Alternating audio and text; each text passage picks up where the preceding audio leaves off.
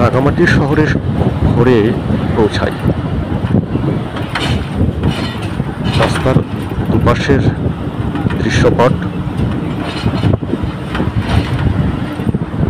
রাঙামাটির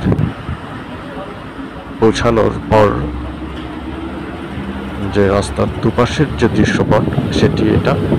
রাস্তার দুপাশে উঁচু উঁচু পাহাড়, সবুজে ঘেরা গাছগাছালি এবং পাহাড়ের দুপাশের মাঝ দিয়ে রাস্তা।